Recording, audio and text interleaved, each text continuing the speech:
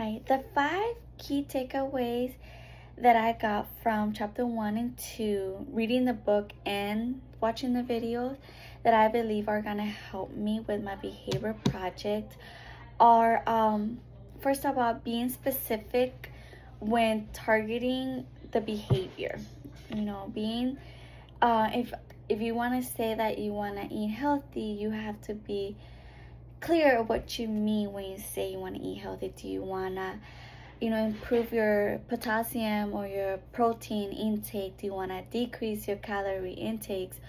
All that. Do you want to make more healthy food at home, or are you going to choose restaurants, and when you go out, choose the healthier version of it?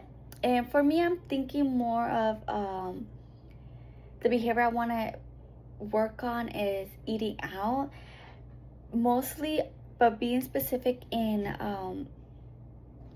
meal planning the night before instead of the morning of, and also saving my money from eating out too much when it comes to work, because that's where I'm noticing that I'm spending more of my money and doing it more often than over the weekends. I consistently be eating out doing work. I take my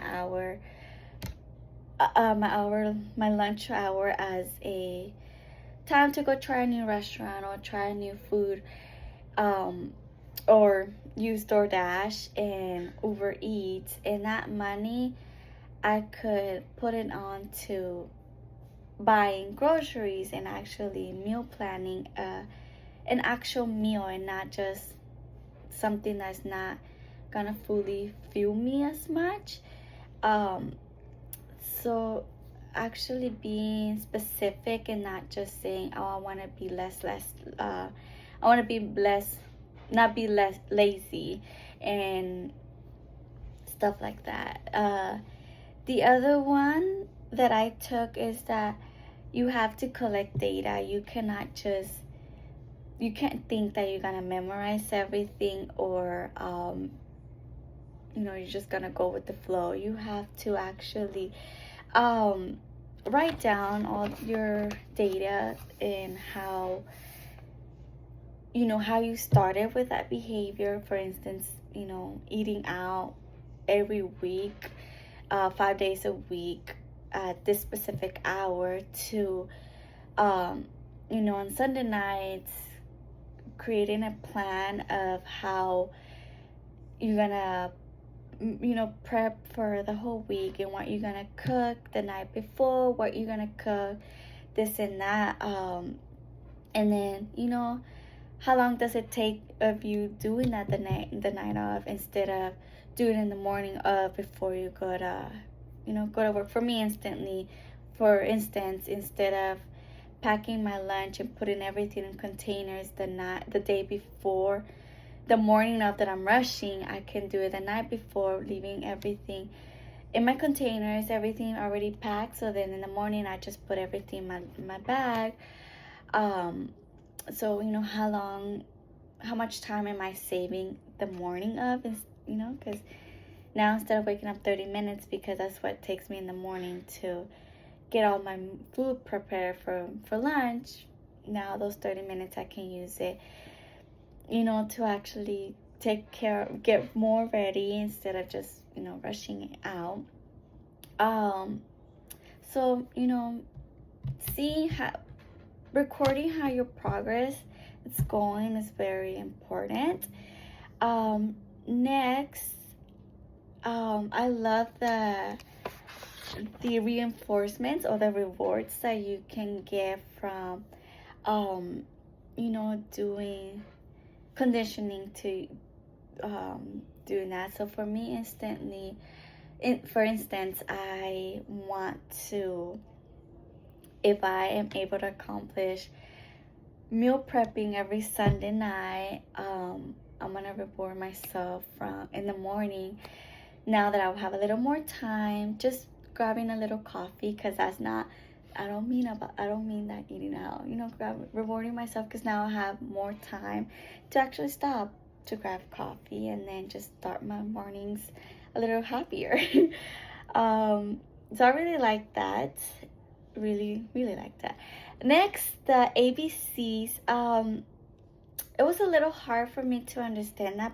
So what I took as of it is that A stands for identifying the target behavior, the behavior.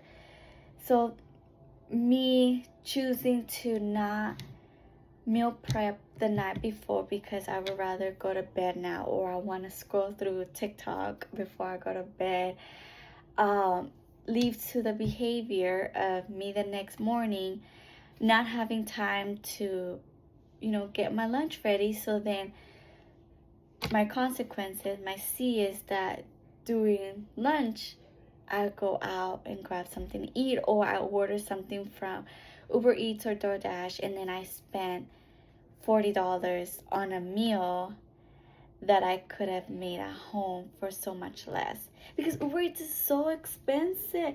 Not kidding.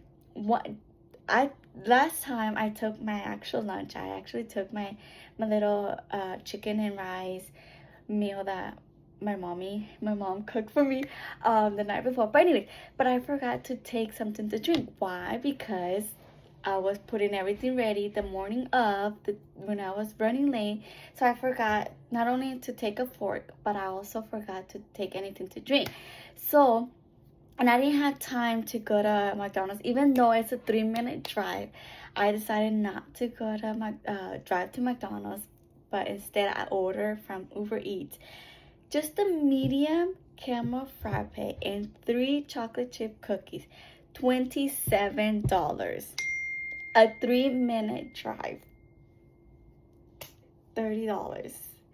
So after that, I'm like, I really, really, really need to stop going out. But it's so easy, especially when my coworker, love her so much, but she loves to try out new restaurants during our lunch hour. So it's very easy for me to get influenced. She's like, hey, did you bring lunch? No, I didn't. So, hey, let's go try this new restaurant. Okay, it's Taco Tuesday. Let's go eat some tacos. Love me some tacos. Yeah, let's go. So I really need to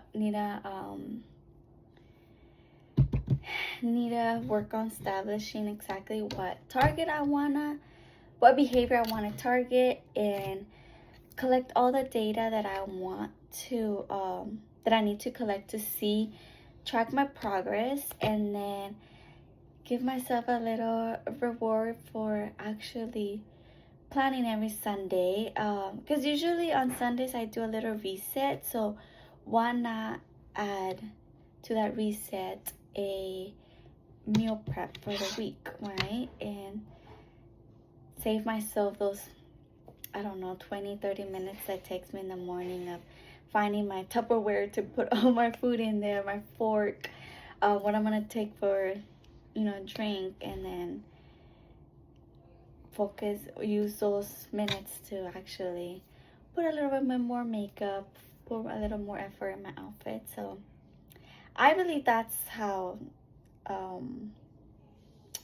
those key takeaways are gonna help me with my behavior project.